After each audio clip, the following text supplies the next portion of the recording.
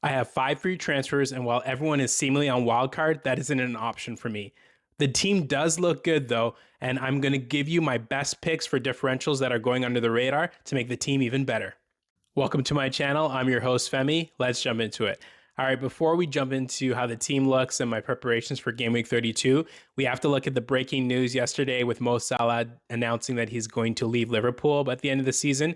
And I wanted to talk about Salah as a player, what Liverpool does moving forward, and also his status as a legend. So, in terms of him as a player, we all know Mo Salah was an incredible player for Liverpool.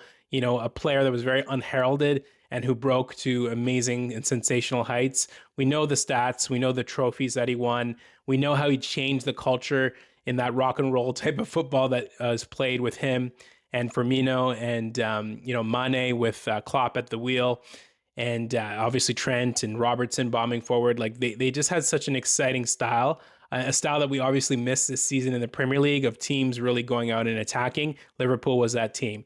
He'll also be remembered in that context of how they competed with Man City, and they did win their first title in 30 years. It could have been more potentially if they, just got over the line, and those epic battles from both teams chasing all the way down to the end will also be a great memory.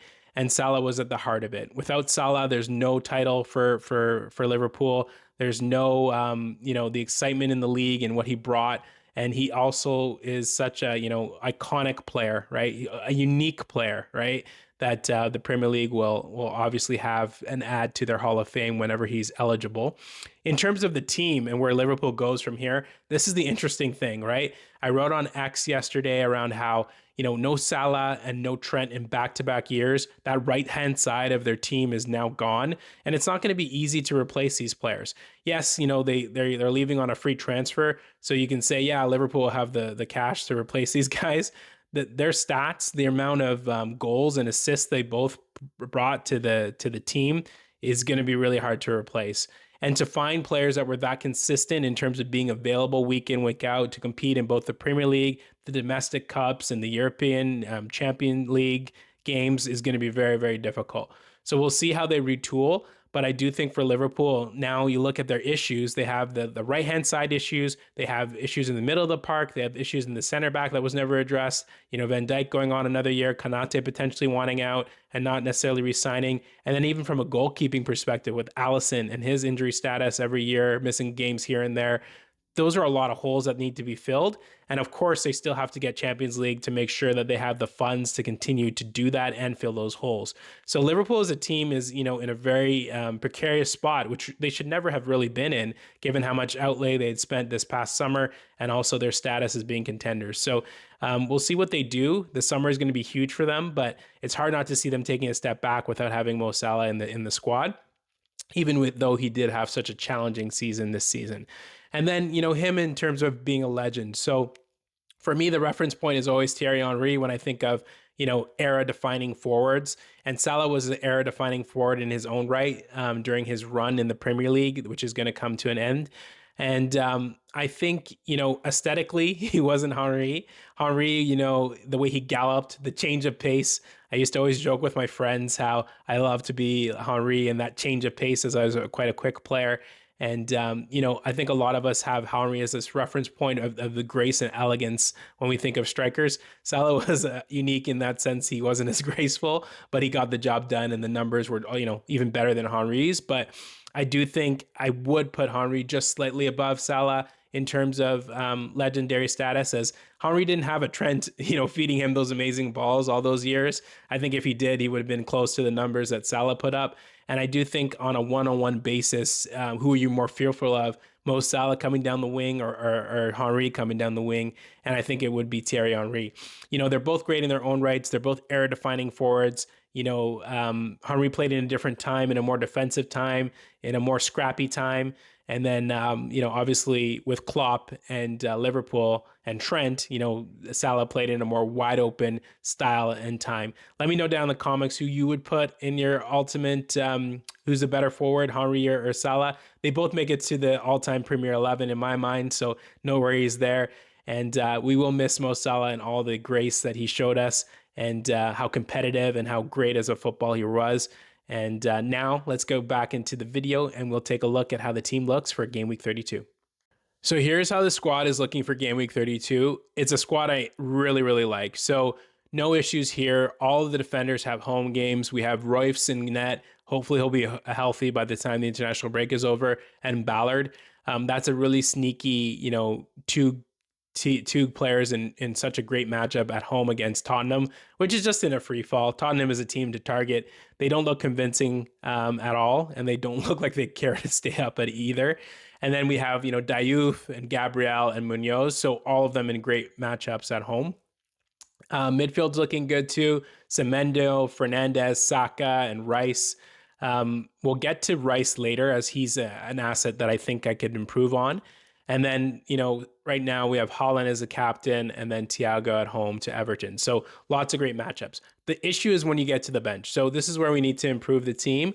The bench, Dubravka at home, which is a good matchup against Brighton.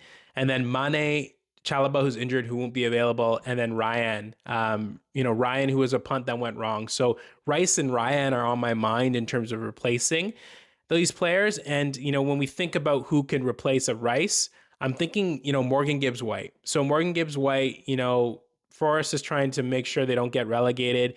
They're looking really good. They're playing way more attacking football, and that's allowing Morgan Gibbs-White to get in the box. He has his most goals he's ever scored in the Premier League. He's probably going to try and get to double digits. He's on 8, I believe. And so, he's a strong pick. I'm not sure he's going to get hauls, but I do think he could tick along and get more than the consistent points that Rice is getting. He could get, a little bit higher, close to double digits and bonus points maybe. So that's the potential replacement I would look at for Rice. Ryan, it's a little bit more straightforward. He plays 90 minutes, but I can just go down to like a stack, right? Stack is cheaper. He's on set pieces. He can get me DEFCON. There's just so many more good things going on for him. And then Bournemouth's fixtures do get more challenging as well. So Ryan is looking like he's going to get phased out. And then, Chalobah, he's the immediate probably transfer I'm going to think of doing, as I have 5 free transfers, right? And I can't carry 5. I have to burn one at least this week. So I would go to like a Nico Williams. Nico Williams at Forest as well. Get the double Forest, double if I'm feeling brave for this game week. They're playing Villa at home, so it might not be the best entry point. It could be for a game week 33 when their fixture, I believe it's Burnley, so that's even better for them. But ultimately, Chalobah can come out and we can go for a cheaper Nico Williams. He had 2 assists in the last game against Spurs. And he just gives me a player that we know have something to battle for. They're in Europe, of course, Forest still, but they're still battling to keep staying in the league. So that could be a good reference point. And so that's sort of how I'm looking at those transfers. All those players that I mentioned, I'd be holding them for quite a few game weeks because of their situations in terms of trying to, stay in the Premier League and fight for places and things of that nature. And they could give me a little bit more of a boost.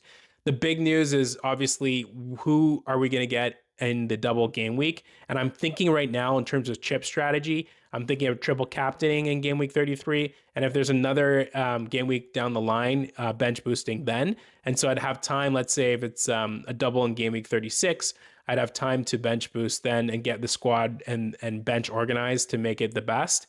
I'm not necessarily feeling the bench boost 33 strategy for my team, just in the sense that it's a lot of movement for me to make. I think there's more points potentially to be had on a triple captain because the second fixture for so many of the teams is not the greatest in the double game week. So let me know what you guys are thinking, but those are the players I have my eye on. I also have another defender, Bijol at Leeds. So I'd be doubling up on some of these teams that are fighting in the relegations places. But since he's come back in the squad, he's, got in DEFCON and looked quite good as well. So that's it for this video. Please like and subscribe below. I'm almost there in my small channel to 300 subscribers. So if you could help me out, it'd be great. And I will see you again in the next video. Bye for now.